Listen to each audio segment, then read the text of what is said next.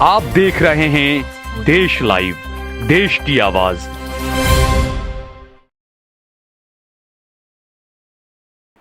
नमस्कार दोस्तों, स्वागत है आपका देश लाइव में और आपके साथ मैं हूं आशिमा त्यागी। दोस्तों फिर हाजिर हूं एक महत्वपूर्ण विषय पर आपसे बात करने के लिए। तो आज एक बेहद गंभीर सवाल हमारे सामने खड़ा है और इसलिए आज ये चर्चा हम आपके बीच लेकर आए हैं। सवाल ये कि क्या भारत की राजनीति अब उस मोड़ पर पहुंच चुकी है जहां सत्ता की भूख कूटनीति और राष्ट्रीय हितों से भी ऊपर रख दी गई है? और अगर ऐसा है तो इसके परिणाम सिर्फ चुनावी नतीजों तक सीमित नहीं रहेंगे, बल्कि अंतरराष्ट्रीय मंच पर भारत की साख को भी प्रभावित करेंगे। तो दोस्तों आज इसी सवाल के साथ चर्चा की शुरुआत होगी। मैं चर्चा में आगे बढ़ूं उससे पहले आप लोगों से हमेशा की तरह अपील, इंसाफ की आवाज को बुलंद करने के लिए और सच्ची पत्रकारिता के लिए हमारा यानी देश लाइव का सहयोग करें। साथ ही डिस्क्रिप्शन में दिए गए लिंक को ओपन कर ज्वाइन बटन दबाकर आप हमसे यानी देश लाइव से सीधा जुड़ सकते हैं दोस्तों। तो दोस्तों वापस आज की चर्चा पर लौटते हैं और ये जो गंभीर सवाल आज हमारे बीच खड़ा है इसका जवाब ढूंढने की कोशिश करते हैं। तो हाल ही में हेमंत बिस्वा शर्मा का एक बयान जो है इसी बहस को हवा देता है। एक इंटरव्यू में उन्होंने कथित तौर पर कहा कि अवैध बांग्लादेशी नागरिकों को आधिकारिक प्रक्रिया के तहत वापस भेजना बेहद कठिन होता है और इसलिए कई बार अनौपचारिक तरीकों का जो इस्तेमाल है वो किया जाता है, यानी रात के अंधेरे में उन इलाकों से उन्हें सीमा पार करा दिया जाता है जहां बॉर्डर गार्ड बांग्लादेश की मौजूदगी नहीं होती। दोस्तों ये जो बयान है ये बयान सिर्फ एक बयान नहीं है, बल्कि ये भारत की सीमा नीति, कानून व्यवस्था और अंतरराष्ट्रीय नियमों को लेकर गंभीर सवाल खड़ा करता है। अब सोचिए, अगर कोई मुख्यमंत्री खुले तौर पर ऐसी बात कहता है तो इसका संदेश क्या जाता है? आप ही समझिए। पहला, भारत अपनी ही कानूनी प्रक्रिया पर भरोसा नहीं करता। दूसरा, सीमा सुरक्षा जैसे संवेदनशील मुद्दे पर भी राजनीतिक बयानबाजी हावी है। और तीसरा कि अंतरराष्ट्रीय कानूनों की परवाह किए बिना काम करने की स्वीकारोक्ति खुद हमारे नेताओं की तरफ से आ रही है। इसी बयान पर बांग्लादेश ने कड़ा विरोध दर्ज कराया है। खबरों के मुताबिक ढाका ने भारत के उच्चायुक्त को तलब कर इस पर आपत्ति जताई। और दोस्तों ये एक सामान्य कूटनीतिक प्रक्रिया है, लेकिन इसका संदेश साफ है। बांग्लादेश अपनी संप्रभुता और छवि को लेकर सतर्क है और किसी भी आरोप या कथित गैर कानूनी कार्रवाई को हल्के में नहीं लेता। अब देखिए यहां पर एक और बड़ा विरोधाभास जो है वो दिखता है, क्योंकि एक तरफ भारत खुद को विश्वगुरु और एक मजबूत कूटनीतिक शक्ति के रूप में पेश करता है, वहीं दूसरी तरफ हम देखें तो दूसरी तरफ एक पड़ोसी देश इतनी सख्ती से प्रतिक्रिया देता है और हम सिर्फ बयानबाजी में उलझे रहते हैं। तो ऐसे में सवाल उठता है कि क्या हमारी विदेश नीति अब भी संस्थागत ढंग से चल रही है या फिर यह भी चुनावी नैरेटिव का हिस्सा बन चुकी है? नरेंद्र मोदी के नेतृत्व में पिछले कुछ सालों में भारत ने वैश्विक मंच पर अपनी उपस्थिति जरूर मजबूत की है।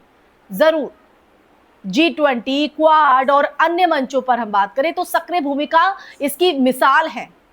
लेकिन कूटनीति सिर्फ बड़े मंचों पर भाषण देने से नहीं चलती है दोस्तों, बल्कि जमीनी स्तर पर संवेदनशील मुद्दों को संभालने से भी तय होती है।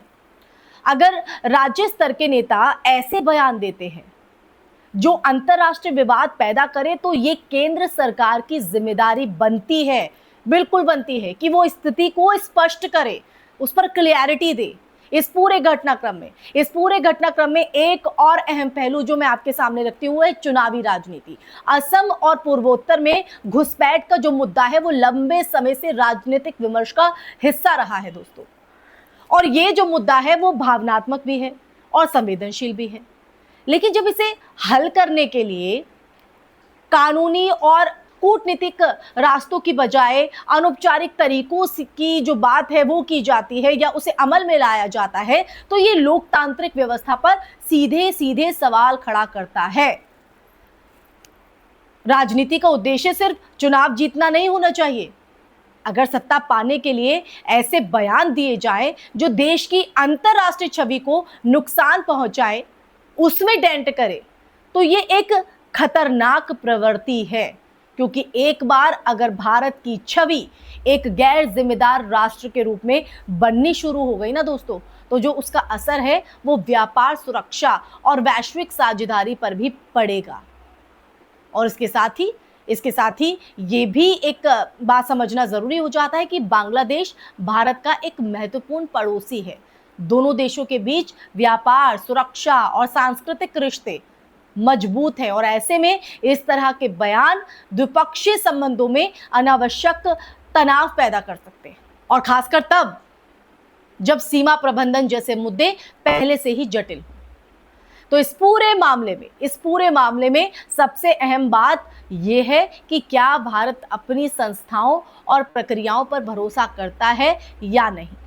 अगर हम खुद ही ये कहने लगे कि आधिकारिक रास्ते काम नहीं करते, तो ये हमारे सिस्टम की एक विफलता की स्वीकारोक्ति है दोस्तों। और अगर ये सिर्फ राजनीतिक बयान है तो फिर ये और भी खतरनाक है, क्योंकि इससे जनता के बीच एक गलत संदेश जाता है, एक गलत मैसेज, और एक गलत मैसेज छवि को डेंट।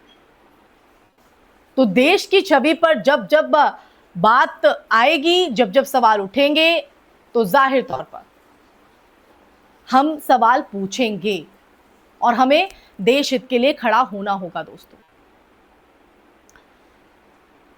तो अंत में यही कि यहां ये अगर हम देखें तो ये मुद्दा सिर्फ एक बयान या एक राज्य तक सीमित नहीं है।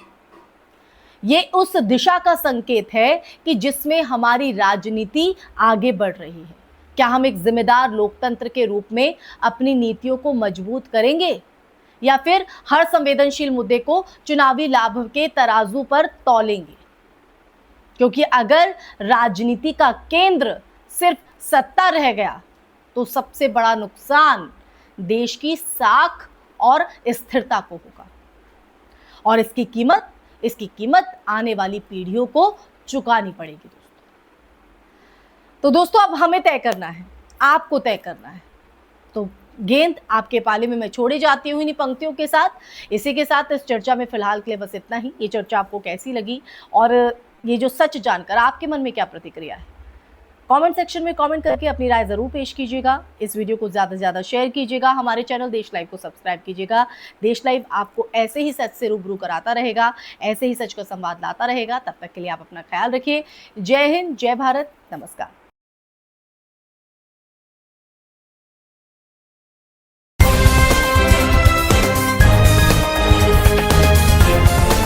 देश और दुनिया की तमाम छोटी और बड़ी खबरों के लिए हमारे चैनल को सब्सक्राइब करना न भूलें और बेल का बटन जरूर दबाएं।